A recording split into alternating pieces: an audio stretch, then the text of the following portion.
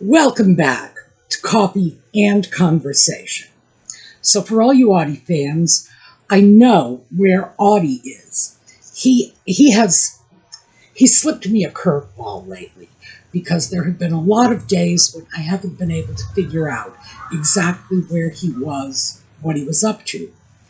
Turns out that he has crawled into the cubby in his cat tree. Now, the reason this is a surprise, you'd think it wouldn't be, it's his cat tree.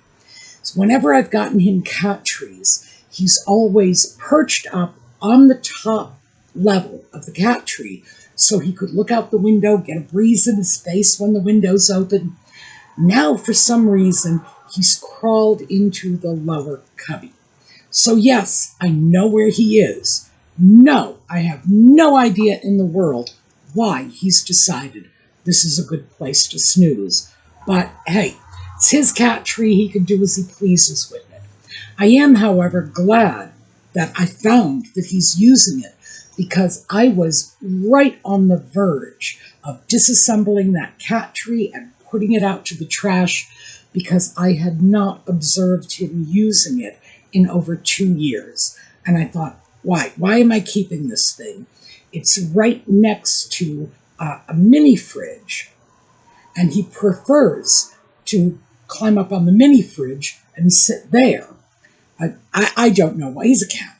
I can't predict this guy. I can't explain what he does. But yes, I happen to know where he is. And I'm feeling like this is such a victory for me as a cat mom, knowing where my cat is now spending his time. So I guess we'll have to see if he comes out and says hello. Okay, we are going to take a quick break for the intro, and we will be right back.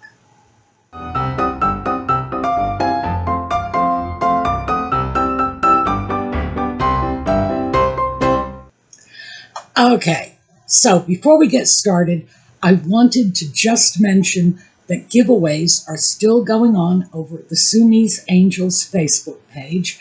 If you haven't gone over and checked them out, please do. Because as I have mentioned in previous videos, I get so much free stuff. It's not even funny. I've always gotten free stuff.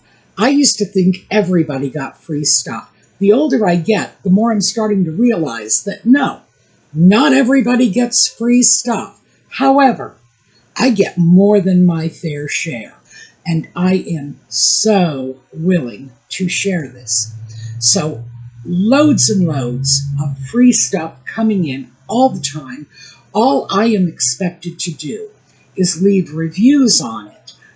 So I will open a box, I will take a look at something, I will leave a review, I will pack things back up, brand new stuff, and I would love for you folks to have it, because quite frankly, I don't want or need it.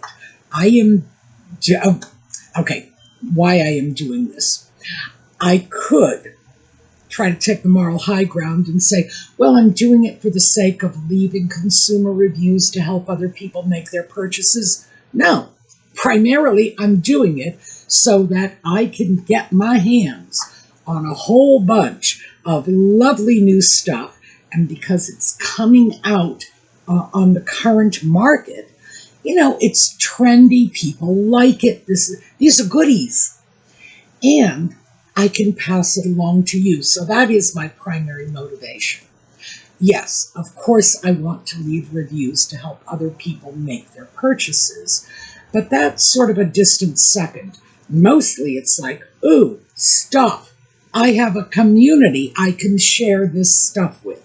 So that's great. And by the way, you all know I do not take sponsorships of any sort on this channel.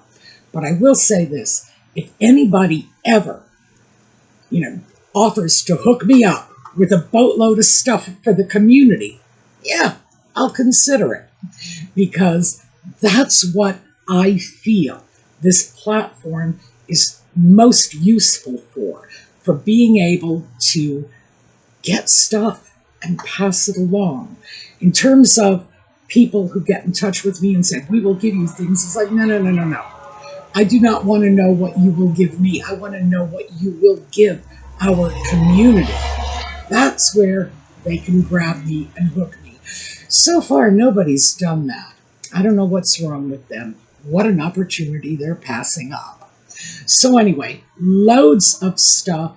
We have a lot of handbags because I'm being offered, well, I'm being offered wigs, I'm being offered car parts, being offered all kinds of stuff. But handbags are one of the primary offerings they are giving me, and everybody loves a new handbag. Well, I love a new handbag, so I assume everybody else does. But also things like jewelry. And the reason handbags and jewelry are attractive to me for giveaways is you don't need to have somebody's size. Colleen, Steph, Lisa, Karen, the ladies who run the suemeangels website, all they need to do is simply say, look, we've got handbags, and people can participate in the giveaways. It's like, oh, I'll participate in that giveaway because I like that handbag, but this one, not so much, I'll pass on it. So it works out very well. Same thing with jewelry. Everybody loves, well, I love jewelry.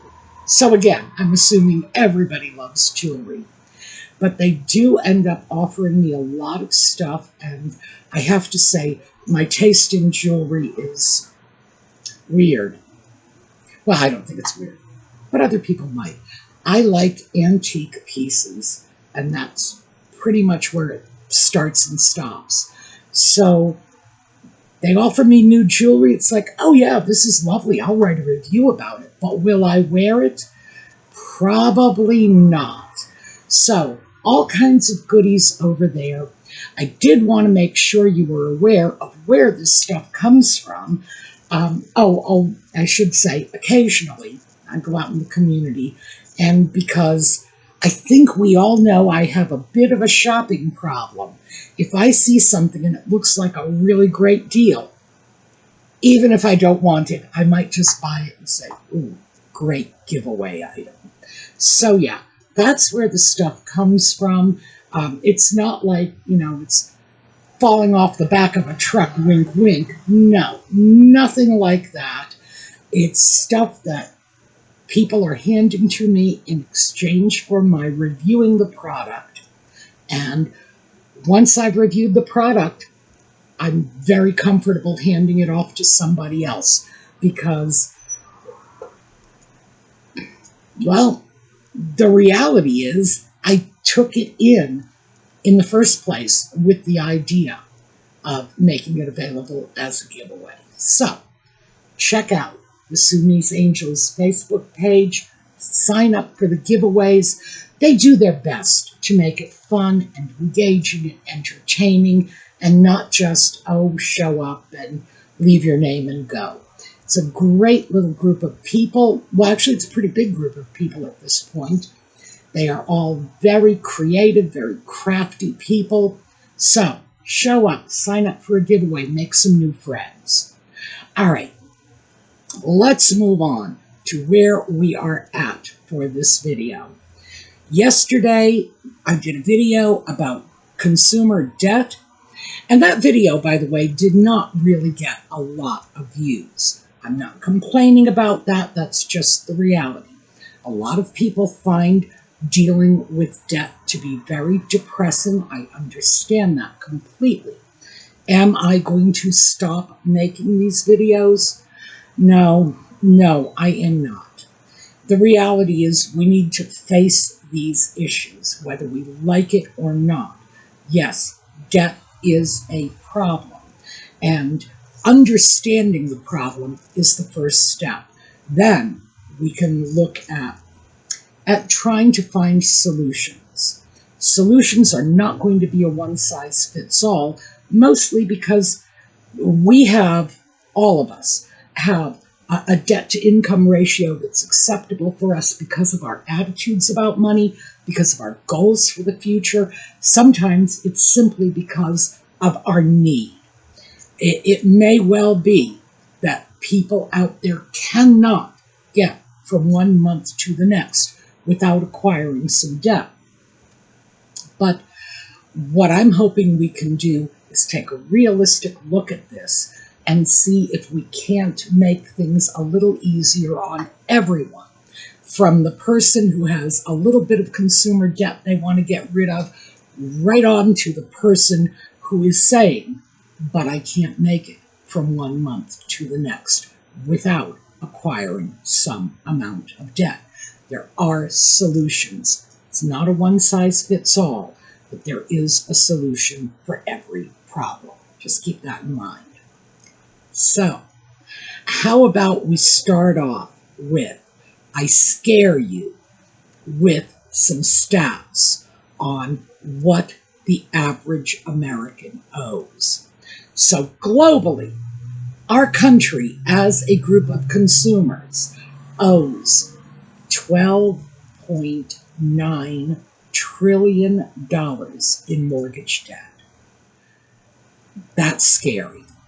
Auto loans, $1.69 trillion. Student loans, this is really frightening, $1.66 trillion. And credit card debt, $1.25 trillion. Those are scary, scary numbers. So that's why I feel this is an important subject to broach. Even if nobody else agrees with me, I'm still going to do it. If I am only speaking to half a dozen viewers, I'm still going to do it because it's important. So let's take a quick historical look. And I like looking back on previous generations because, for one thing, at least in my mind, it tells me where we once were when things were normal. And I'm not sure why I feel 1930 was normal. We were in between two world wars. But people did have a more realistic attitude about debt in those days, especially because that was the Great Depression, when people were faced with, well, economic cataclysm. It's hard to imagine a worse economic time worldwide. So let's start off with the accepted wisdom about that massive $12.9 trillion in housing debt. What was it our parents and grandparents were taught was the appropriate amount of debt to accrue for a home? Well, of course, they tended not to look at debt in general as a positive thing. So we look at what was the percentage of their income they would allocate for housing. And in 1930, it was 25%. Now here's the thing, that hadn't changed since the Victorian era. Before then, quite frankly, if we go back to the 17th century and so on, what we are looking at is people who either couldn't afford housing or people who could afford housing and bought it outright. So the Victorian era, when we have the middle class emerging and people were budgeting, they were still looking at 25%. 1 month's wage, or 1 week's wages for 1 month's housing. That was the formula. And that remained constant right up until about the 1980s. So when we take a look back at these periods in the past, we see that for many, many generations, there was a certain perceived wisdom around housing costs. Your housing costs were supposed to be 1 week's pay to 1 month's housing. 25%. So let's look at housing costs back in the day. I'm going to give you some figures from the 1940s, well, 1940 in particular. And the reason for this is I don't want to take a look at figures from the 1930s because the Great Depression was a massive blip on the economic radar. And I don't think it's valuable to look at what was going on in the middle of a worldwide economic crisis coming out of the Great Depression in 1940. And the median house price in the United States was $3,000 to $3,500. That's it. Now, when I say the average price, I'm talking the median, because there are many ways to calculate averages, and the median is that middle rung. We're eliminating the outliers. We are eliminating the Rockefellers spending millions on Newport mansions. We are eliminating people who were able to snatch up good deals. Remember, Great Depression, lots of economic difficulties. And we're eliminating things that people were able to pick up for back taxes. You know, pay $1 for the home and pay off the back taxes. It was yours. We want to eliminate that. Just what was middle America paying for their house? $3,000 to $3,500. Okay? But what was the income? Now, the household income, again, medians, we're leaving the Rockefellers off this, and we are leaving the utterly destitute off this as well. So this is just the middle slice of that buying population. Their income as a household was $2,400 to $2,700 a year, roughly. So as you can see, just from those figures alone, the average household would earn in a year to a year and a half what it would cost them to buy a house. There was a strong relationship between income and expenditure on housing. Yes, housing was higher. It was more than a year's income, but not by a lot. Not by as much as 2 years' income, no. It was just around a year to 18 months' income was what your house cost you. If you just, lived at home with mom and dad and saved all your money, in 18 months you could buy a house. It was that simple. And that was a relationship that lasted for a good while.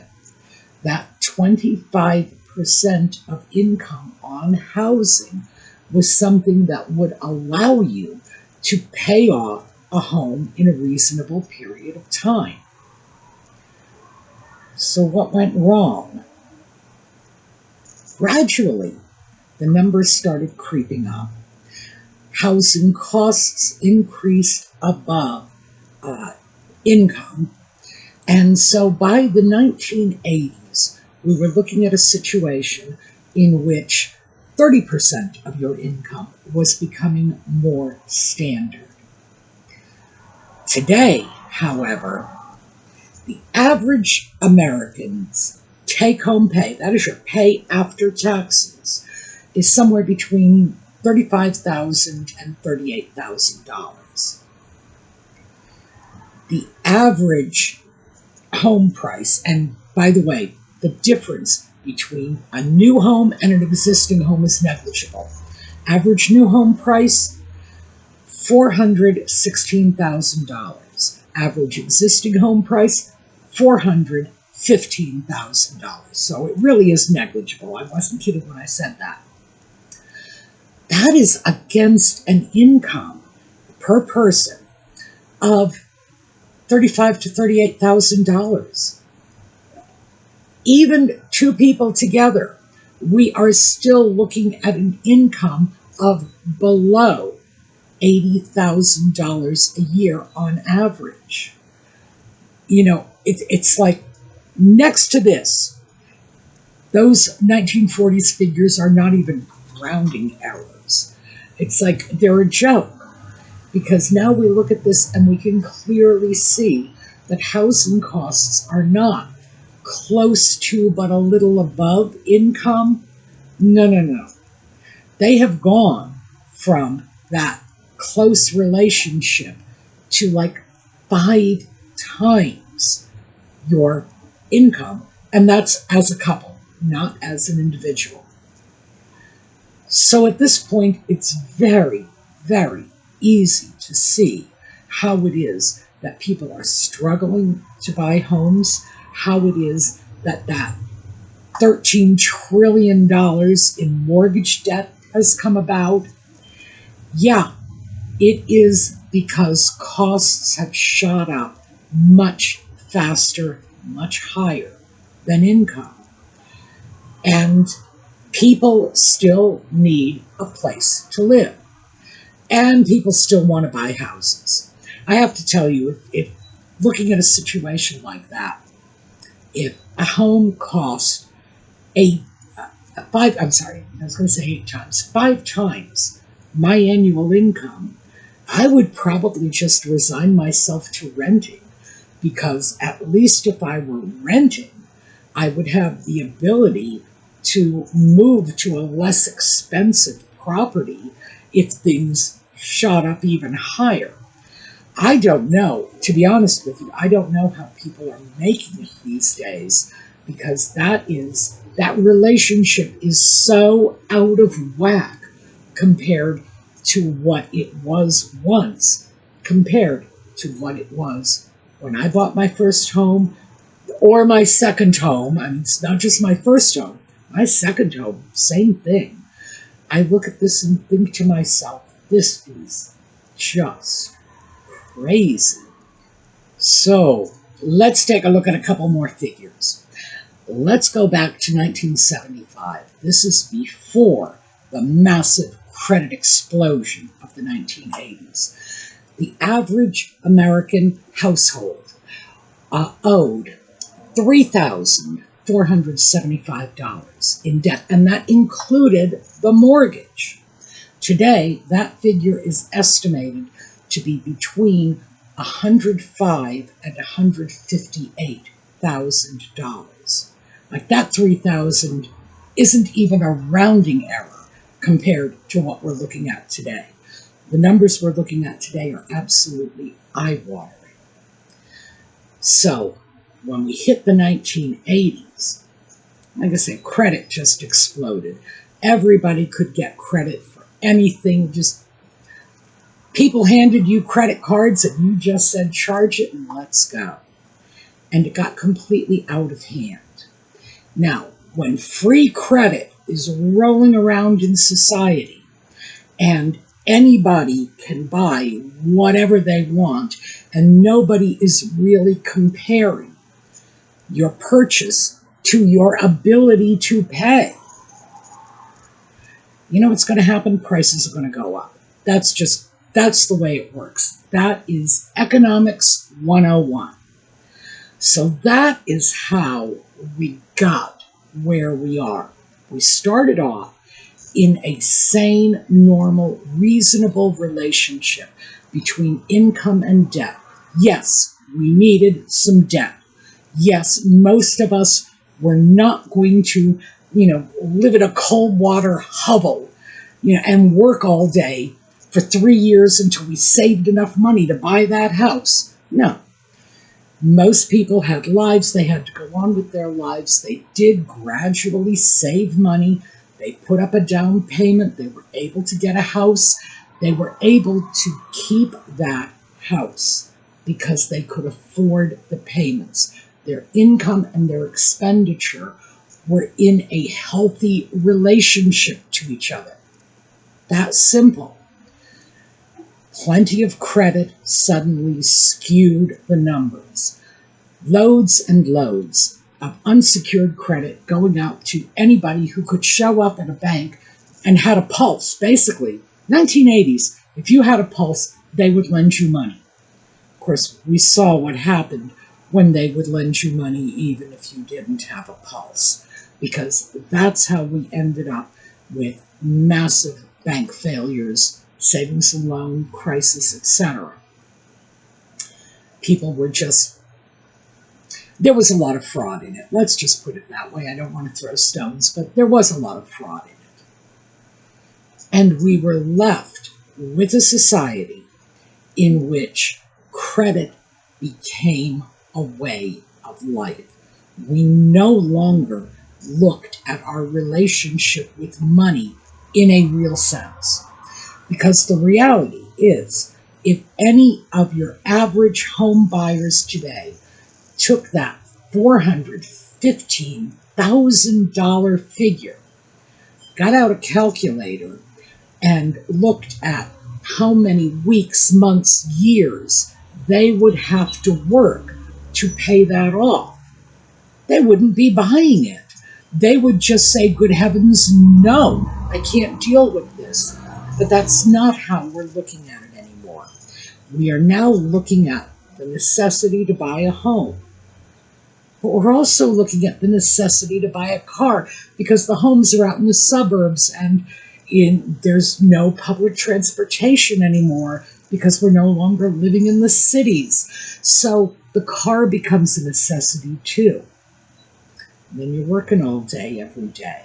So there are all these additional expenses. Well, I work in an office, I have to maintain a wardrobe. That means new clothing is a necessity. And we are seeing all of the items on our wish list are turning into necessities for us. So I think one of the things we need to look at is, how are we looking at debt? How do we see it? And a lot of people will say, hey, we can borrow money like crazy today because inflation means we'll be paying this back with less valuable dollars in the future. And I will grant you, there is an argument to be made for that. Would I say it is a good one? I don't know. It's an accounting argument, not an economics argument.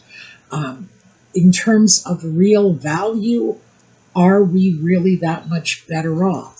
Are we getting ourselves into a mess we might not be able to get out of? And I would say that's what we need to look at. So, because I don't want to put this in terms that are just so gosh darn gloomy and fatalistic, let's take a look at some strategies. So, I'm going to start off with this one. And this is a list of household expenditures and approximately how much of your budget should go on each. And this is actually a pretty good, pretty comprehensive list. It is a modern list. If you took a look at this sort of list written in the 1930s and the 1940s and the 1950s, you would see things very differently because no one would have prioritized, well, what do we have on this? We have miscellaneous, we have entertainment, probably not factoring high on anybody's list back in the Second World War. Were they spending money on these things? Yes. Were they in fact budgeting for it? Maybe. But it was not considered a necessity the way it is today. So I wanted to make sure you had at least something to look at in terms of how a budget should be structured. And we need to take a look at the top item on this list again, because housing, 25 to 30% of your income. That is probably not realistic for most of us. It really is not. So when I throw out something like this, I have to throw out the caveat that conventional wisdom is not really considering the realities of what's going on.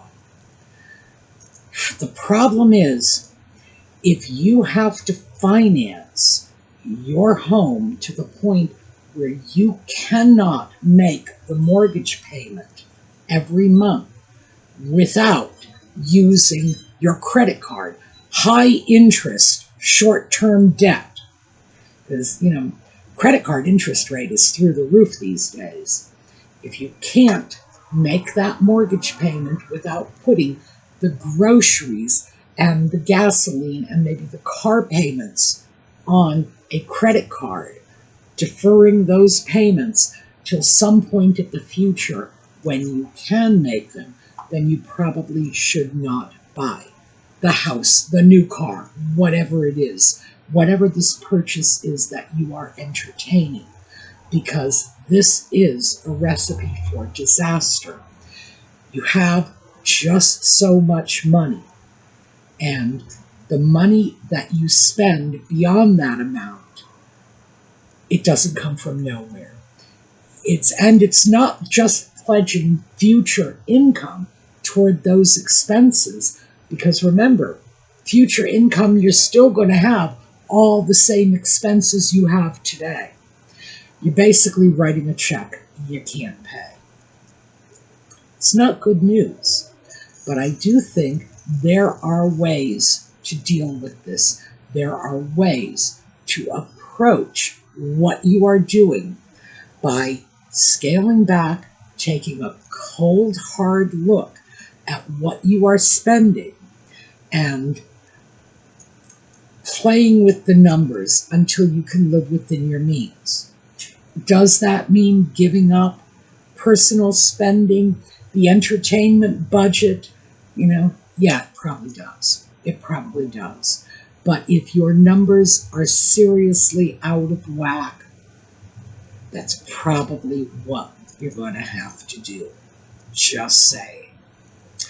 All right, so this is where I want to leave you off with at least a list of how your income should be dispersed month to month. And if you're interested in continuing this, we can. If this is something that is just terrifying and you want to hide your head under the bed and say, I'm not going to deal with this, no how, no way, I totally get that. I look at these numbers and they frighten the crap out of me too. But perfectly willing to continue with this. If you're willing to go on with it, so am I. Let me know in the comments. And don't forget to go over to the suemeangels Facebook page and sign up for the giveaways, which, by the way, is one way to cut down on your spending. You get something for free. It's something you don't have to pay for. So thanks for being with us. I hope to see you all next time. If you stay with us for Just Chatting, that is 8 o'clock this evening, New York City time. For everyone else, again, hope to see you again next week. We're going to take a look at a slideshow on the way out, and have a terrific day.